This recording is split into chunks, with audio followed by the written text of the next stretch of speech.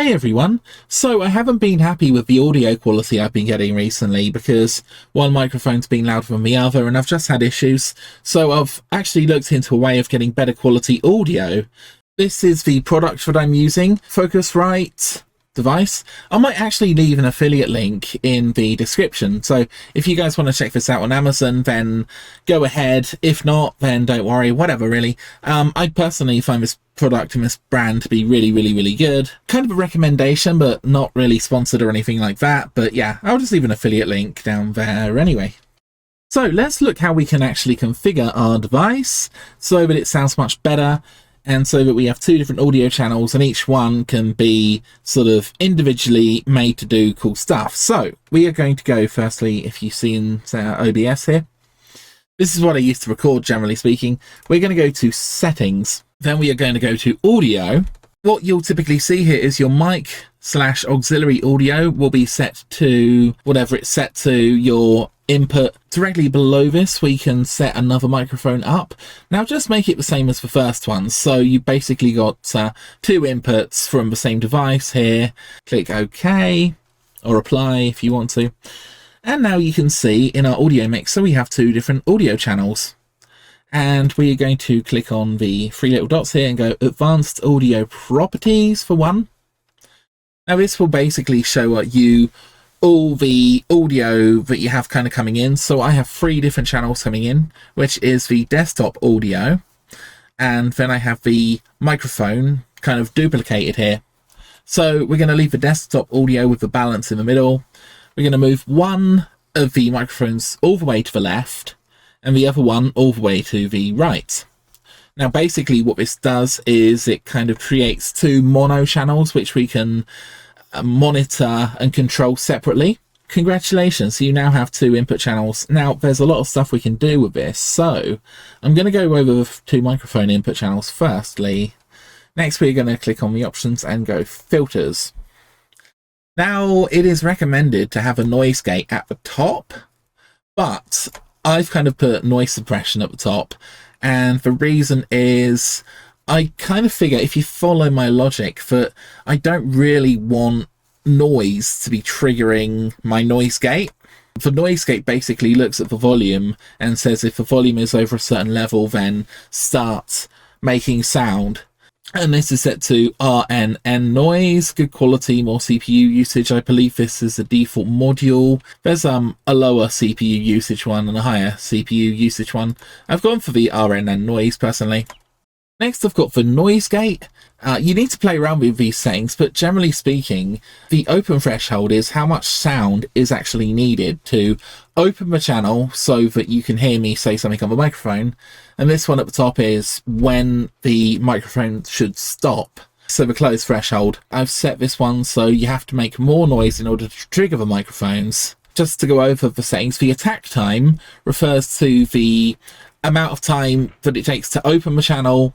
If this is typically 5 or 3 or something, so it opens really quickly, but I kind of decided that I want a bit more of a relaxed kind of sound. So if I'm playing music in the background, then 50 milliseconds is still pretty fast, but it's gonna sort of blend my voice and the music a bit better. Hold time is 400 milliseconds.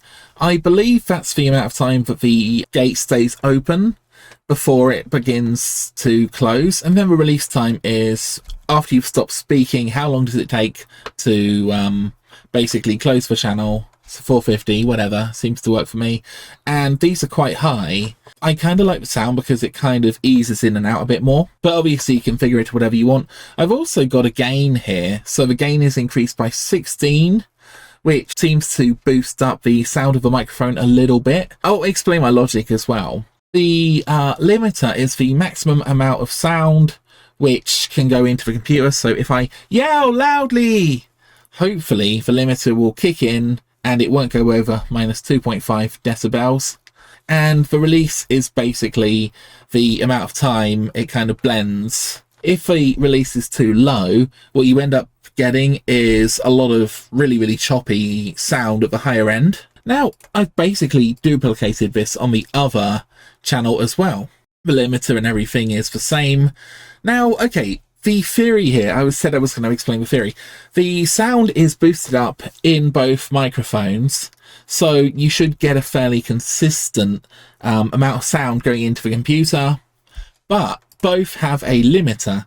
So in other words, if one microphone is louder than the other, the limiter should reduce the sound coming in from one channel, but not necessarily the other channel if it isn't at the same threshold, which kind of means you get a more kind of consistent sound, hopefully.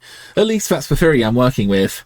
And again, I'm not a professional sound person, just to be clear. I'm just trying to make my microphone sound good. Okay, now we have desktop audio, and I'm going to show you the effect very, very briefly. So I'm going to play some music here. This is going to be World of Warcraft music, so it's going to be quite loud. So, you know, warning.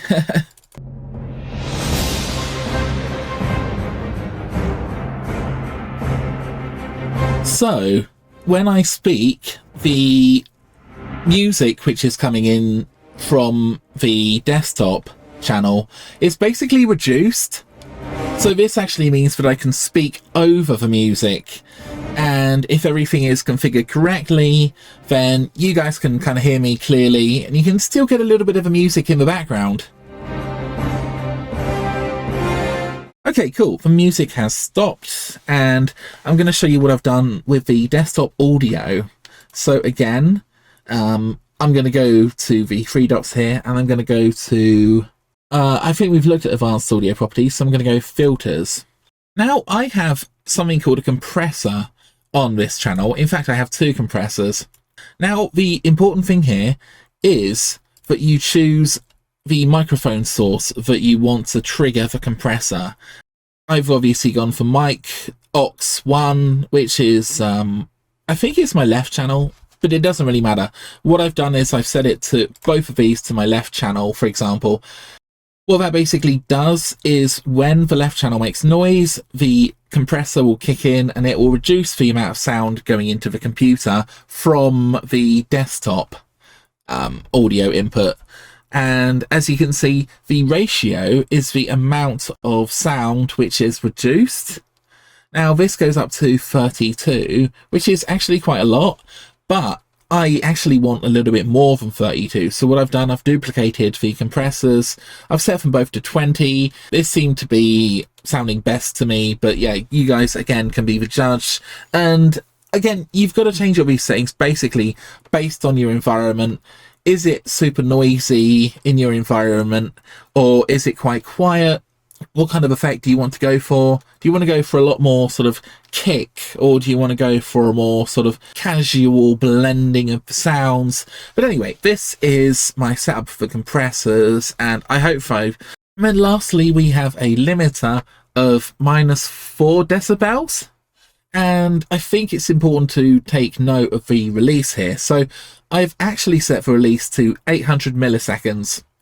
And the reason is, if you set the release too low, this thing gets triggered all the time and you get a sort of really, really weird kind of vibrating kind of effect. Very, very, very slow release here, which kind of means that if the music is consistently too loud, it will be like lowered within 800 milliseconds. So it's going to be a lot more casual, I guess, than, you know, the sort of chop, chop, chop, chop, chop kind of sound effect. Each microphone should hopefully be configured to produce a good level of sound. If one microphone is quieter than the other, for example, then the limiter should kind of kick in to equalize the two sounds. Anyway, guys, that's the video. Let me know what you think. And just to reiterate, I know I've already said this, configure your microphone how you want it, basically, or your microphones. This setup is specifically tailored to having two different microphones, and I think this sounds a lot better than what I had before. So yeah, I'll see you guys later.